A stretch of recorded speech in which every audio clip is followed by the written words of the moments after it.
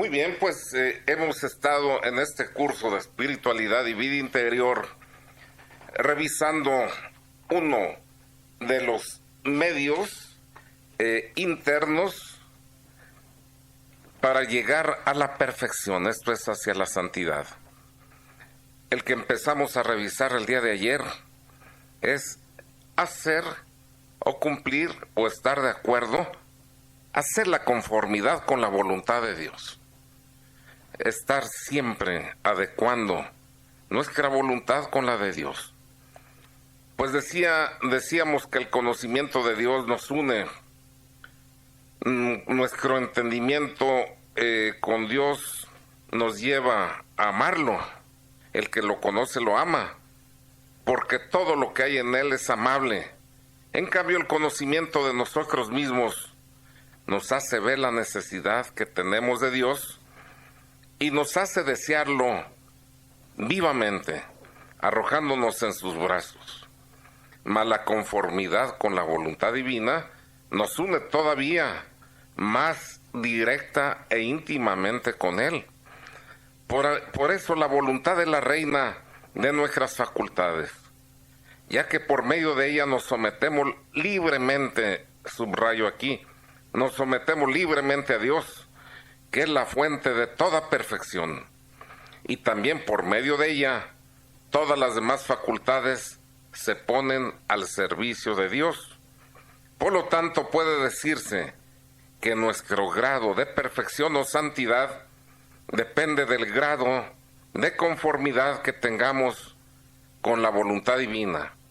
Dada pues la importancia que tiene la facultad de la voluntad para alcanzar la santidad, la vamos a explicar un poco más para entenderla mejor, considerando la naturaleza de dicha conformidad y también su función santificadora. Hablando, por ejemplo, de la naturaleza de la conformidad con Dios, podemos decir que por conformidad con la voluntad de Dios entendemos la entera sumisión hecha por amor de nuestra voluntad a la voluntad de Dios. Tanto, primero, en el cumplimiento de sus preceptos, de sus mandatos, como segundo, en la aceptación de los sucesos providenciales. Todo aquello que nos sucede en la vida y que parece a veces desagradable o que no entendemos siempre, Dios lo manda o lo permite y está dentro de los sucesos providenciales que nos ayudan a santificarnos. Son medios, pues, para nuestra salvación y santificación, pero también para otra cosa más, para su mayor gloria, porque el hombre tiene que estar siempre reconociendo su señorío. La voluntad, que es la de acatar sus preceptos, se le llama voluntad de signo o significada, porque nos señala claramente lo que debemos hacer. Y a la voluntad señalada en el segundo punto, que es la aceptación de los sucesos providenciales de nuestra vida, se le llama voluntad de beneplácito, ya que nos sujetamos y aceptamos los sucesos providenciales porque sabemos que por medio de ellos Dios nos ha manifestado cuál es su voluntad para nosotros. No de en balde Cristo decía, aparta de mí este cáliz, pero no sea como yo quiero, sino conforme a tu voluntad. Acataba la voluntad de Dios, la voluntad del Padre. Hablando de la voluntad de signo, podemos decir, tomando lo que dice San Francisco de Sales, que la doctrina cristiana nos propone claramente las verdades que Dios quiere que creamos, los bienes que quiere que esperemos y las penas que quiere que temamos. Ahí tres cosas importantes. Las verdades que Dios quiere que creamos, los bienes que Él quiere que esperemos y las penas que quiere que temamos. Esto lo expone la doctrina cristiana con toda claridad. Y lo que Él quiere que amemos, los mandamientos que quiere que cumplamos y los consejos que desea que sigamos. Y a todo esto se le llama voluntad significada de Dios, porque nos ha significado y manifestado que quiere y desea que todo sea creído, esperado, temido, amado y practicado. De acuerdo pues a esta definición que nos hace el doctor de la Iglesia, la voluntad divina de signo significada comprende cuatro cosas: los mandamientos de Dios y de la Iglesia, los consejos, las inspiraciones de la gracia y, en el caso de comunidades religiosas o laicales, sus constituciones y reglas. Y ahora, Toñita, a propósito de esto, quiero preguntarte, primero que me contestes si piensas que el hombre es libre, y en caso afirmativo, ¿cómo es que su salvación depende del cumplimiento de los mandamientos de la ley de Dios y de la Iglesia? Significa entonces que esta libertad no es completa, sino condicionada o limitada.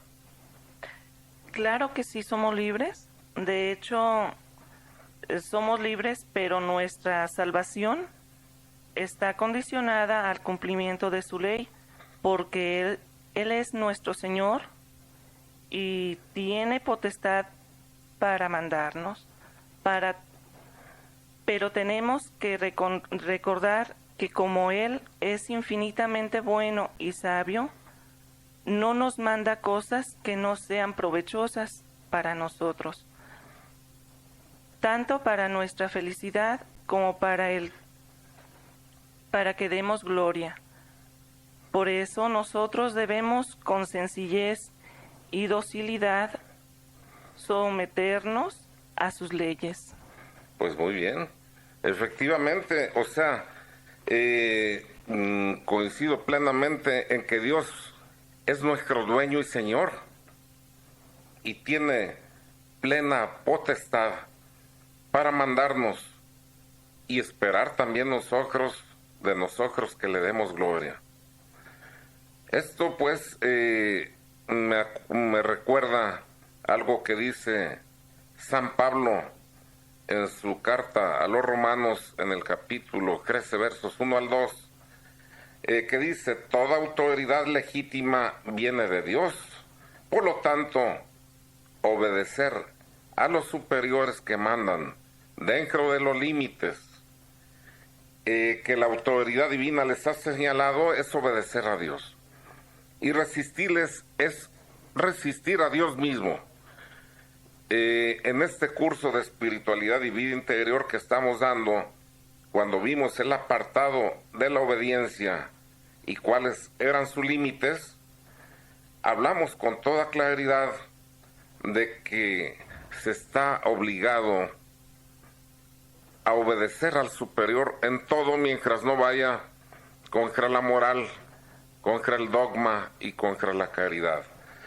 Pero de ahí en más se le debe obedecer, y cuando el superior se equivoca, pues el que obedece no se equivoca porque obedece sobrenaturalmente. Ve en el superior la autoridad venida de Dios. Por eso no se equivoca el que obedece. Refiriéndonos a la perfección, diremos que cuanto con mayor fidelidad y con más sentido cristiano guardemos las leyes, tanto más nos acercaremos a Dios. Por ser la ley la manifestación de su voluntad, nadie puede santificarse sin guardar los mandamientos y los deberes de su estado. ¿Cuáles? Pues si eres casado, con la fidelidad, con el hacer crecer el amor de la familia, con llevar esa regeneración de la prole, con llevar el sustento, con llevar la educación, con llevar el testimonio y tantas cosas que son propias de cada estado. El religioso, pues, observando su regla, su régimen, etcétera. Pero no solo hay mandamientos, también hay consejos. Y los consejos solo son gracias actuales. O sea, son gracias que Dios concede moviéndonos interiormente para que vayamos a la conversión y después a la salvación. Entonces los consejos solo son gracias actuales y medios que nos ayudan a caminar a la perfección.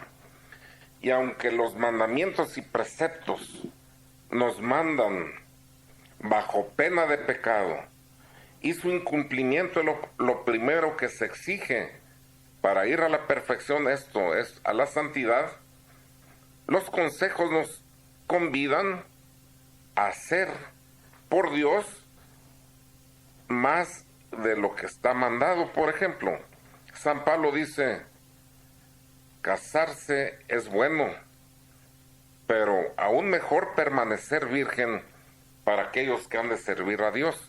Eso lo dice en su carta a los Hebreos, en el capítulo 10, verso 24. Y es que él dice, el que sirva al Señor no debe tener, o no es conveniente que tenga el corazón dividido con un esposo o con una esposa, porque entonces va a estar pendiente como corresponde a estar dándole satisfacción, a estar pendiente de cubrir todas las necesidades de su cónyuge. Y en ese momento el Señor pasa a segundo término. Mientras que el que permanece célibe, bueno, pues todo el tiempo lo tiene para el Señor, sin reclamos legítimos de un cónyuge. Pues la observancia de los consejos no es de suyo necesaria para la salvación y no caen bajo ningún mandamiento directo y explícito. Mas hablando de la perfección, no se puede aspirar a ella si no se ponen en obra algunos consejos. Por ejemplo, el consejo que le dio al joven rico que decía, maestro bueno, ¿qué debo hacer para alcanzar la vida eterna? Él le dice, pues cumple los mandamientos. Pues esto ya los he cumplido desde que era más joven. Entonces dice, si quieres ser perfecto, si quieres ser santo, si quieres caminar hacia la santidad, una cosa te falta. Anda, vende todo lo que tienes, el producto, dalo a los pobres, y entonces ven, toma tu cruz y sígueme.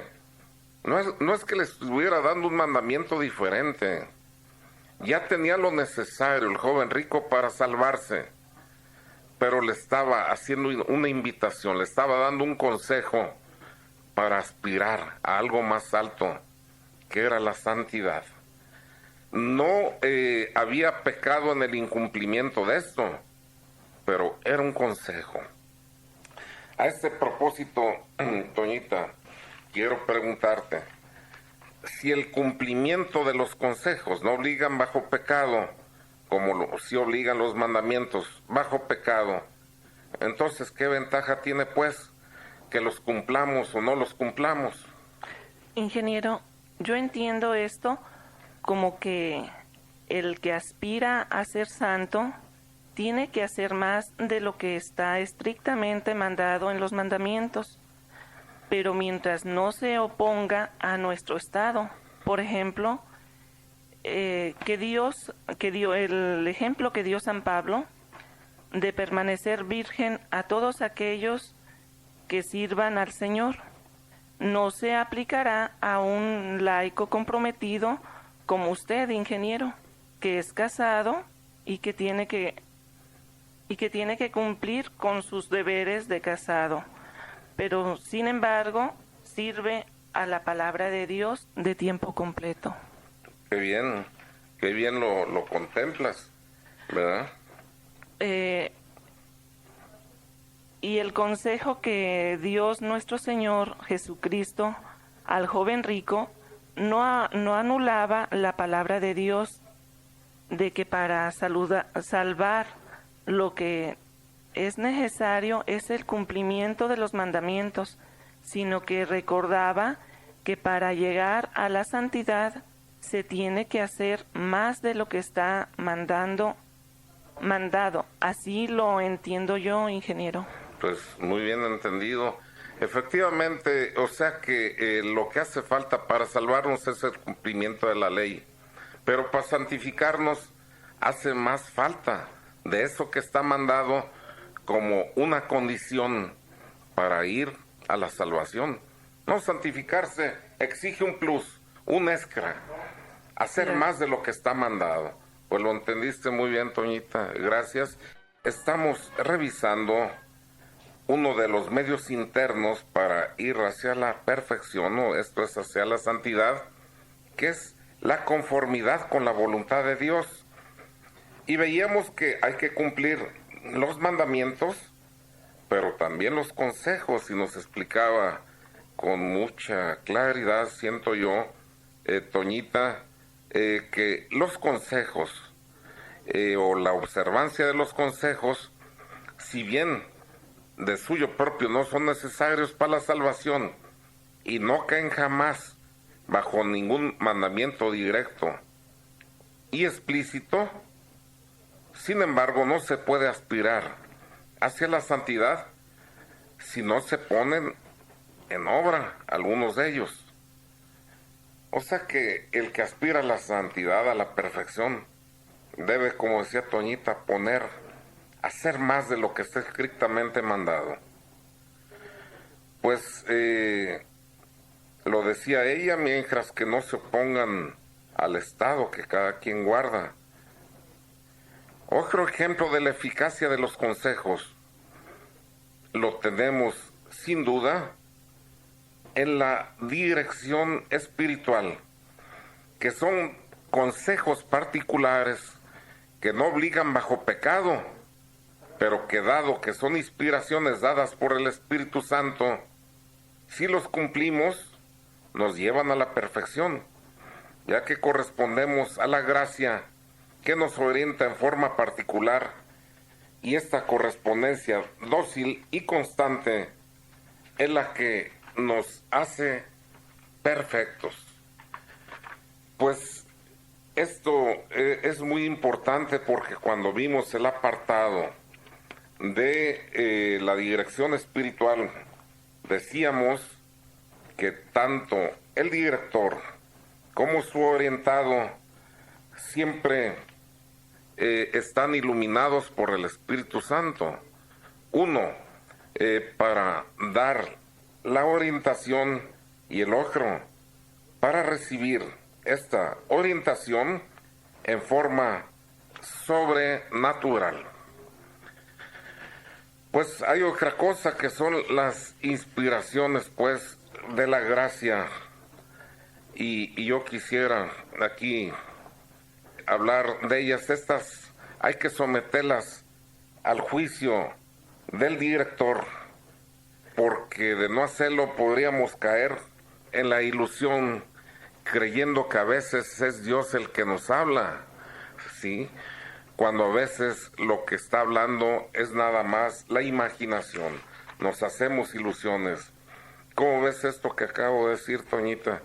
A veces como que la imaginación nos engaña, haciéndonos creer que Dios nos manda tal o cual mensaje. ¿Qué piensas de esto? Ingeniero, aquí se aplica bien aquello que dice que creemos que la Virgen nos habla cuando ni nos parpadea siquiera. Pues sí, lo dice la gente. Por eso necesitamos el apoyo y discernimiento de un director espiritual estrictamente, ¿no le parece?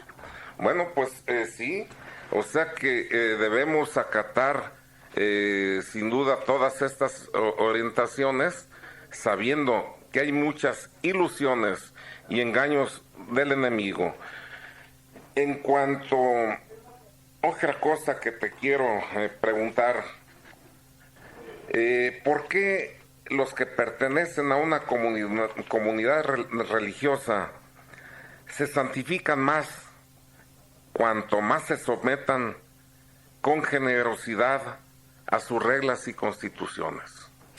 Ingeniero, lo que pasa es que las reglas y constituciones de una comunidad religiosa fueron inspiradas por el Espíritu Santo a un fundador y aprobadas por la Iglesia, y todos los que ingresan a esta comunidad se comprometen a guardarlos, y aunque no se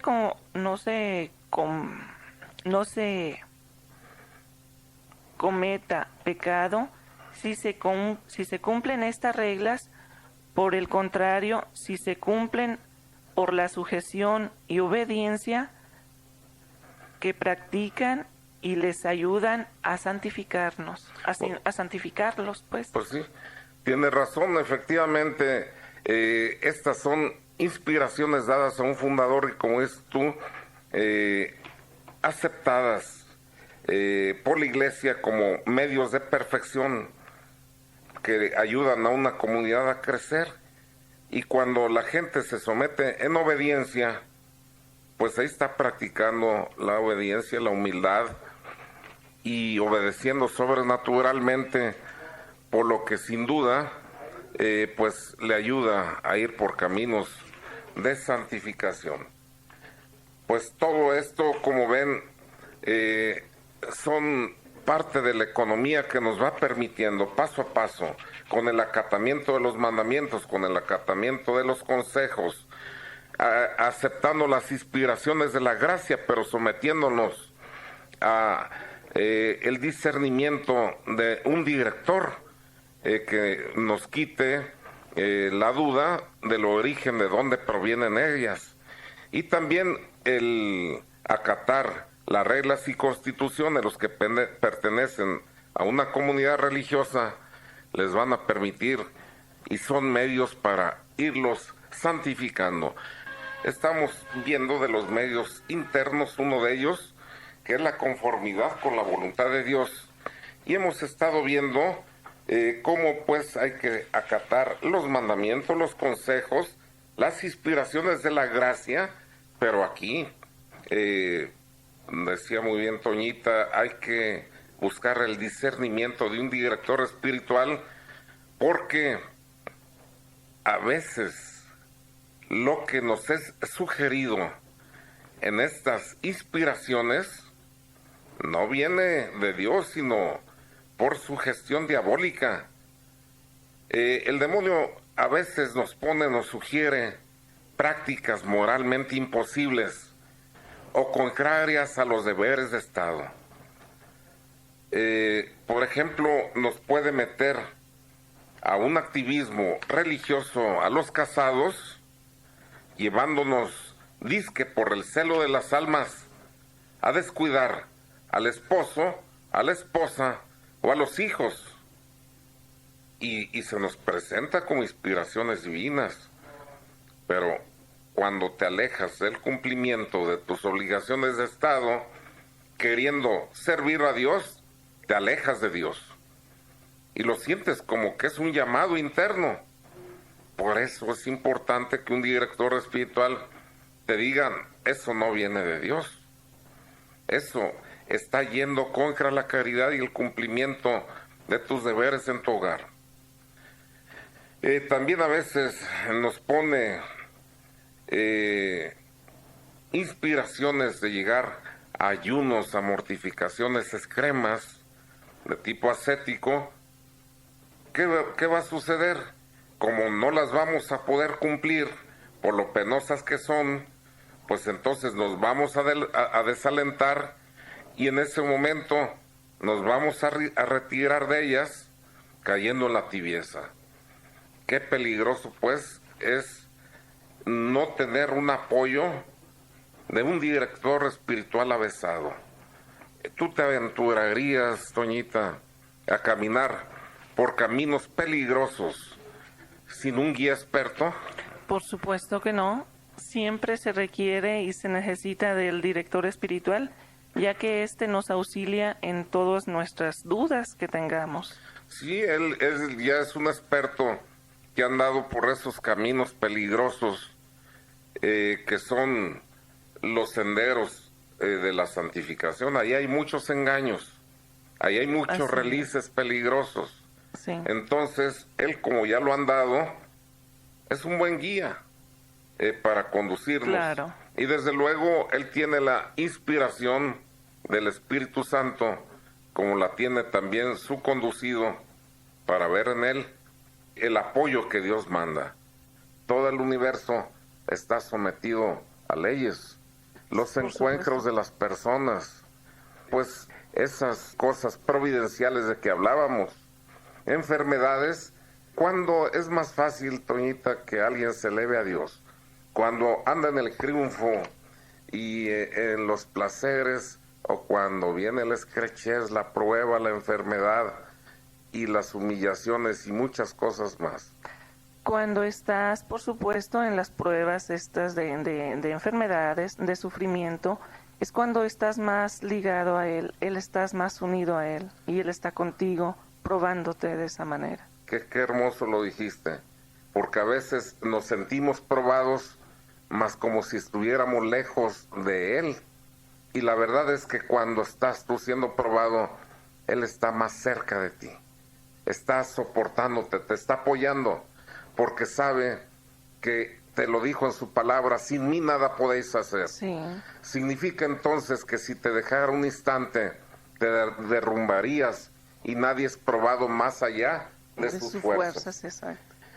Pues mira, en cuanto a los que pertenecen a una comunidad religiosa o laical, se santifican más cuanto más se someten pues a sus reglas y constituciones, porque estos son medios de perfección aprobados explícita o implícitamente por la Iglesia, y como ellos se comprometieron a guardarlos, es una sujeción voluntaria. Aquí Cristo llegaba a decir: a mí nadie me puede quitar la vida, pero yo recibí el precepto de darla y la doy. Recibí el precepto de su Padre de darla y la dio. Así es. Y el que da por amor no es esclavo, es siervo. El esclavo sirve por obligación, está sometido. El siervo sirve por amor. Sirve por amor. Y hasta dar la vida, en ese momento, no te esclaviza, sino te hace libre. Pues bien, las verdades que se encuentran en estas constituciones que fueron inspiradas por Dios a través de su Santo Espíritu, nos da una ocasión preciosa de adquirir mayores méritos, ya que el cumplimiento de la regla es uno de los medios más seguros para hacer la voluntad de Dios y vivir para Él. Y cuando se incumple, pues no se comete pecado, pero se abusa de la gracia, ya que ella es un medio ordinario para llegar a la perfección. Doñita, para santificarse se requieren dos cosas. Uno, conocer la voluntad de Dios. Dos, cumplirla. Mira, el casado ya sabe cuál es la voluntad de Dios. Estar cultivando en su hogar el amor con su cónyuge, el estar cumpliendo todos los deberes como esposo, esposa, como madre, como educadora, dando el testimonio hacia sus hijos y cumpliendo el mandato de crezcan y reproduzcanse. La procreación henchid la tierra. La procreación, estar abiertos con generosidad a la vida. Esa es la forma como se cumple la voluntad de Dios siendo casado. El religioso sujeto a su régimen el sacerdote, de acuerdo a su vocación a que fue llamado, sus deberes, y así cada uno de nosotros.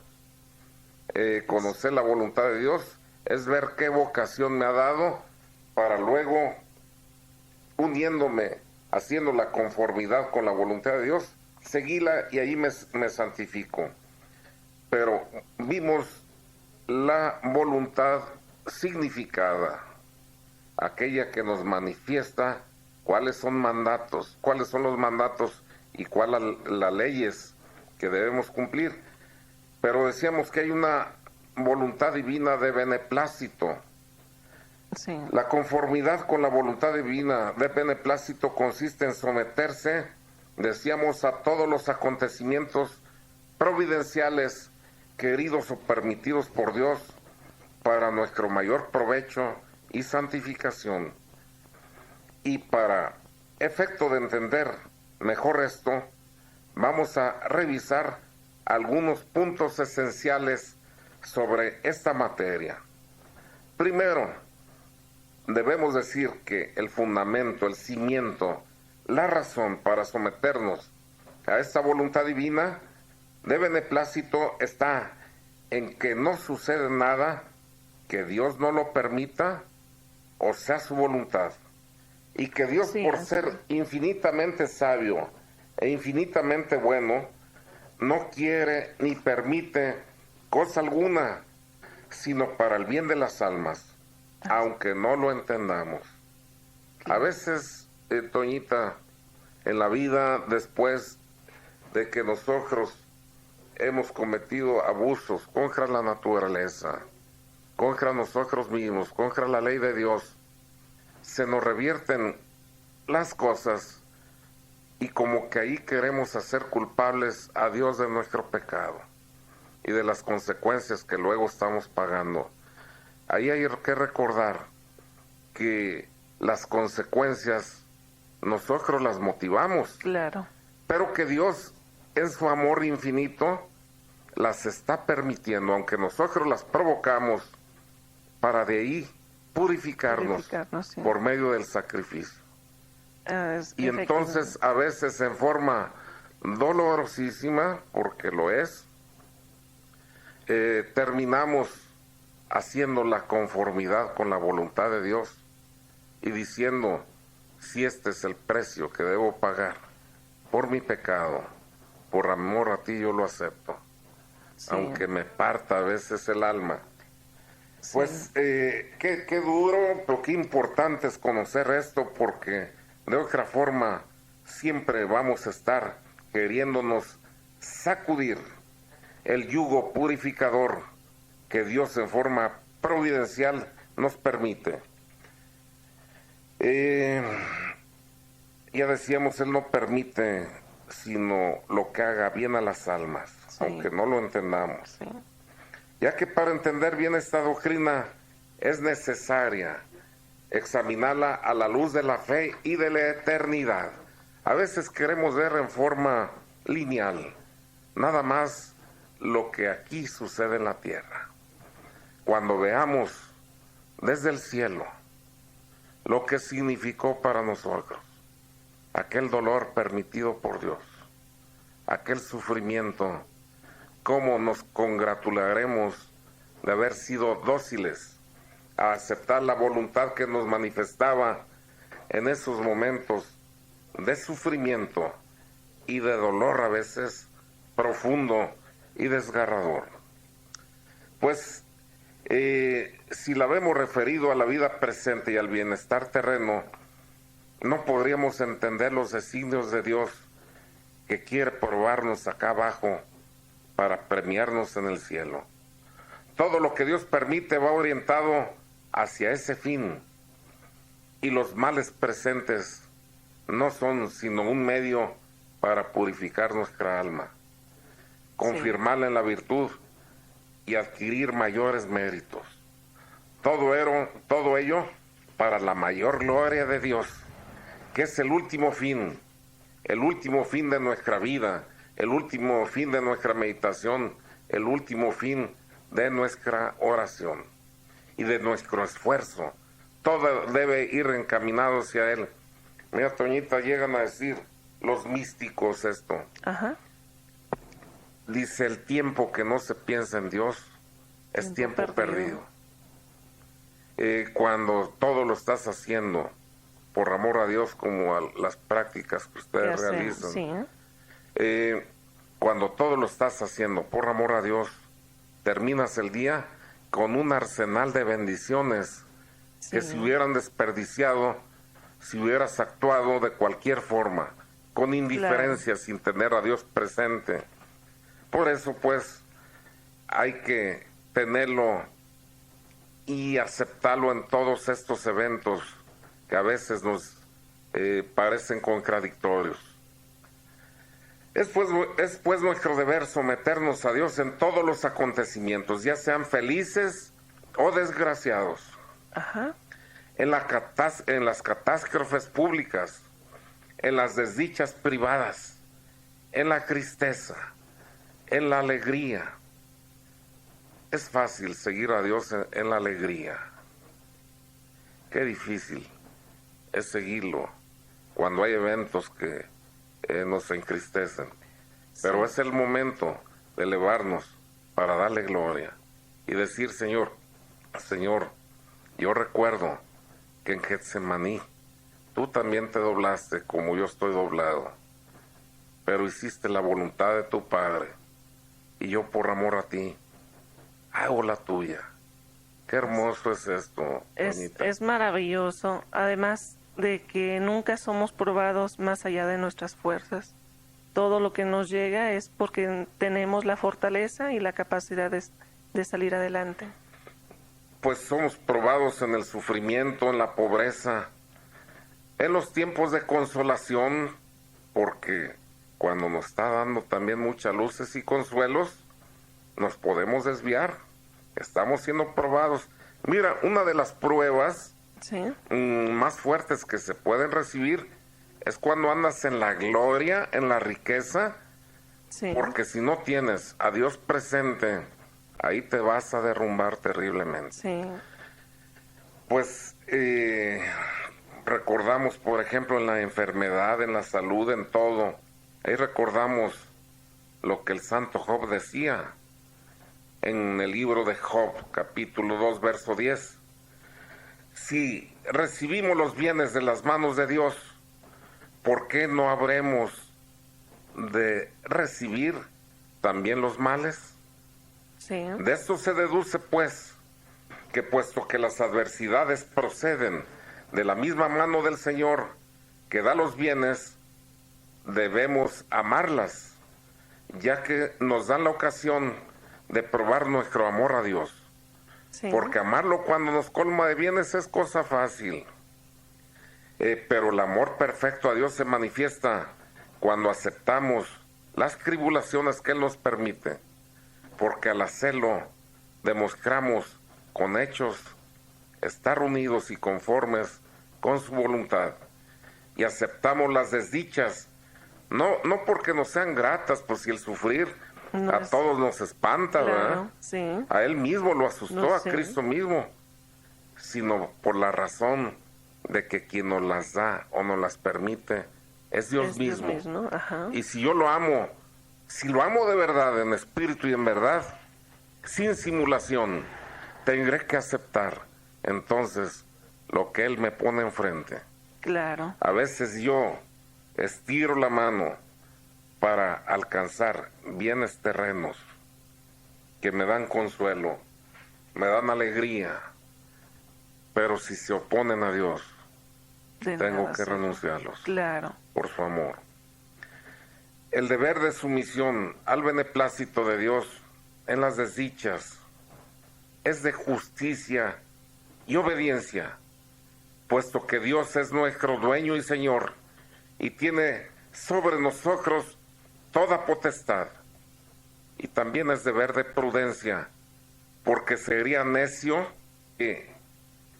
el aceptarla, que por sustraernos a la acción de la providencia, cuando es motivo de paz, el aceptarla con humildad y resignación, son cosas diferentes. oponernos, querernos sustraer a esa providencia que se manifiesta en todos estos eventos, es necio, es absurdo. En cambio es motivo de paz aceptarla con humildad y resignación. Claro.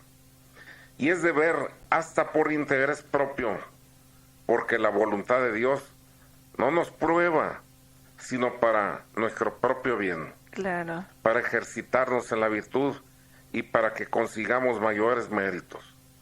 Pero sobre todo es un deber de amor, porque el amor llega a ser que nos ofrendemos hasta el sacrificio. Y cuando tú estás entregándote a Dios, clavándote en su cruz, entonces se llena de tal forma tu corazón de amor, que ahí ya está habitando Él y ya nada te falta. Sí. Pues con la intención de hacer más fácil la sumisión a la voluntad divina para las almas atribuladas, sirve mucho indicarles algunos medios, en especial cuando apenas empiezas a caminar en el amor de Dios y el sacrificio para que puedan mitigar su sufrimiento. Dos son los medios o remedios que pueden consolarla, uno negativo y uno positivo. El negativo, no juntar recuerdos del pasado al sufrimiento presente, ni imaginar desdichas futuras, sino que a cada día le baste su dolor. Claro. Y vamos a seguir caminando en esta revisión porque se nos acabó el tiempo. Le recordamos que esta fue una aportación de Benjamín Sepúlveda Hernández, de Toñita Soto. Y recuerden, hay que estar haciendo la voluntad de Dios en todos los eventos, aun aquellos que nos parezcan infames y despreciables, porque nada de lo que Dios permite va en agravio en contra nuestra, sino para santificarnos y llevarnos a la vida eterna. Que Dios los bendiga.